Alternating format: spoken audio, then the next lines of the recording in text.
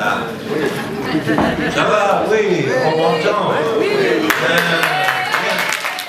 Alors, d'abord, laissez-moi vous dire que j'ai été pris par surprise, des trucs agréables qui vous arrivent. Tout à coup, on m'appelle, on me dit, vous allez recevoir le prix Frantz Fanon. Je me suis dit, au nom de quoi? Au nom de votre vie qui, soi-disant, a été une vie pour la décolonisation et qui continue à l'être. Eh bien, cette surprise a été pour moi une surprise très agréable et je suis très heureux que ce soit dans ce salon que cette remise de prix vienne d'avoir lieu.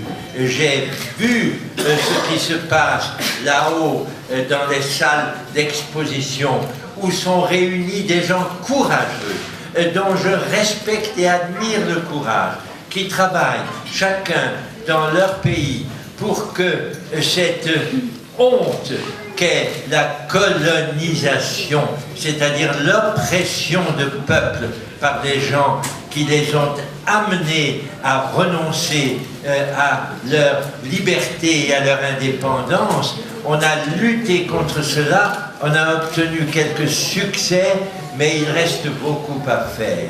Une figure comme celle de Frantz Fanon, qui a été un initiateur de la lutte contre la colonisation et qui a parlé des damnés de la terre, c'est-à-dire de tous ceux qu'il s'agit de défendre contre leurs oppresseurs. Et ils sont nombreux encore dans ce monde, il n'y a qu'à se promener là-haut pour voir que dans toutes les régions, en Asie, en Amérique, en Afrique et même en Europe, il y a de la colonisation contre laquelle il faut se battre.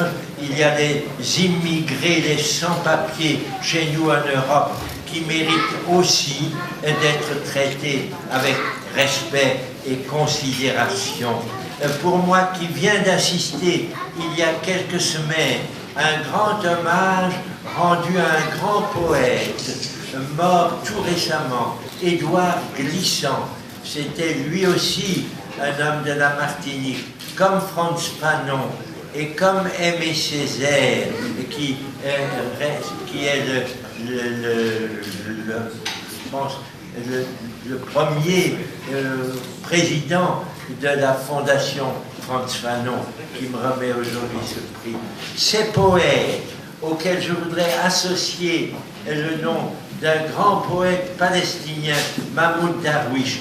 Nous avons besoin de poètes pour porter la liberté, la vérité contre tout ce que sont les relents de la colonisation, du colonialisme.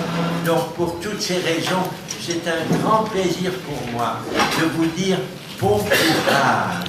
Ne vous laissez surtout pas décourager. Le monde est en train de bouger. Ce qui se passe ces jours-ci, ce qui se passe depuis quelques temps, depuis quelques semaines, en Tunisie, en Égypte, partout dans le monde arabe, partout au Proche-Orient, tout cela signifie que ma génération, 93 ans, hein, attention c'est vieux, que ma génération va partir, mais que la jeune génération va poursuivre notre effort, notre lutte, nos combats, pour qu'il n'y ait plus sur cette terre de femmes et d'hommes qui ne bénéficient pas de leur liberté de citoyens dans un État. Cela, il faut particulièrement le souhaiter pour nos amis palestiniens qui depuis 60 ans maintenant souffrent d'une oppression inadmissible. Voilà, si vous voulez, pourquoi être ici aujourd'hui, entouré de gens qui luttent, je le sens, qui s'investissent, qui prennent sur leur temps, qui prennent sur leur énergie pour faire progresser un monde moins injuste, plus capable de donner à tous ces citoyens et à toutes ces citoyennes, à ces enfants, aux générations qui viennent, une vie digne des libertés et des droits fondamentaux que nous avons essayé de définir il y a maintenant 66 ans et qui ne sont pas encore des leurs pour beaucoup de ceux qui luttent. Merci donc de m'avoir remis ce prix et bravo pour l'effort qui est fait ici, partout.